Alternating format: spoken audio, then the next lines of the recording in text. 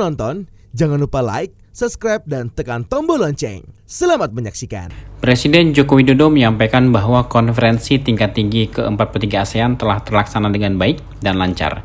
KTT itu juga telah menghasilkan sejumlah kesepakatan dalam upaya menjaga perdamaian, stabilitas, dan kemakmuran kawasan ASEAN. Dalam pertemuan dengan para pemimpin, kepala negara menekankan pentingnya rasa tanggung jawab yang besar untuk mencegah terjadinya konflik dan ketegangan baru. Selanjutnya, Presiden Jokowi memandang bahwa dunia saat ini membutuhkan jangkar dan rumah aman. Jika semua pihak terbawa dengan arus rivalitas, konflik, dan ketegangan di suatu tempat, maka dunia diyakini akan hancur. Untuk itu, Presiden Jokowi pun memastikan bahwa saat ini ASEAN telah berada pada jalur yang tepat untuk menjalankan peran sebagai kontributor stabilitas perdamaian. Di samping itu, Presiden Jokowi menyampaikan bahwa para pemimpin telah berhasil menyepakati East Asia Summit Leaders Joint Statement mengenai Epicentrum of Growth. Presiden menyebut bahwa kesepakatan tersebut dihasilkan setelah melalui proses panjang.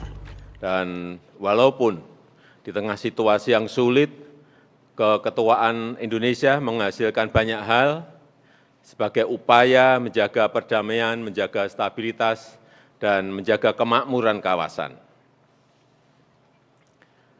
Di forum memang saya sampaikan bahwa setiap pemimpin yang hadir punya tanggung jawab yang sama-sama besar untuk tidak menciptakan konflik baru, untuk tidak menciptakan ketegangan baru. Dan di saat yang sama kita juga punya tanggung jawab untuk menurunkan tensi yang panas, untuk mencairkan suasana yang beku, untuk menciptakan ruang dialog. Saya pastikan dunia ini akan hancur jika konflik dan ketegangan di suatu tempat dibawa dan dijadikan tarik-menarik di tempat lain. Jika kita tidak mampu mengelola perbedaan, kita akan hancur. Jika kita ikut-ikutan terbawa arus rivalitas, kita akan hancur.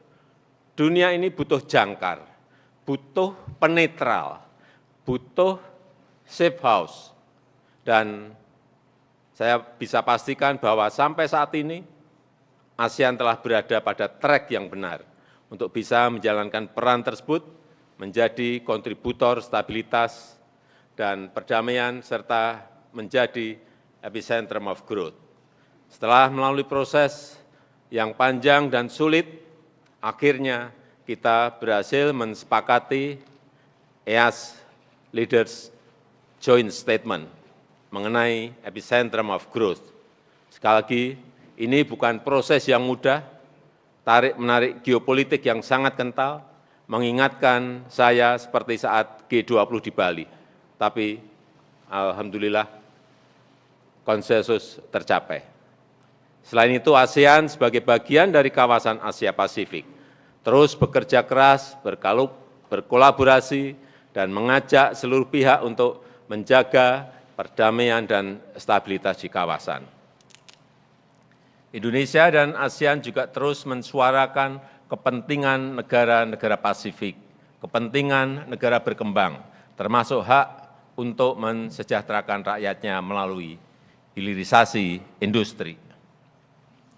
Dan kesepakatan di bidang ini, alhamdulillah juga berhasil kita capai untuk pengembangan end-to-end ekosistem EV yang didukung penuh oleh RRT, Jepang, dan Korea. Terakhir, terkait Myanmar, ASEAN akan terus melanjutkan upaya Indonesia melalui keketuaannya telah menyampaikan 5 langkah ASEAN untuk membantu Myanmar. Salah satunya melalui pembentukan mekanisme Troika. Lebih lanjut, Presiden menuturkan bahwa ASEAN sebagai bagian dari kawasan Asia Pasifik terus bekerja keras, berkolaborasi, dan mengajak seluruh pihak untuk menjaga perdamaian dan stabilitas kawasan. Tim Eljon Media melaporkan.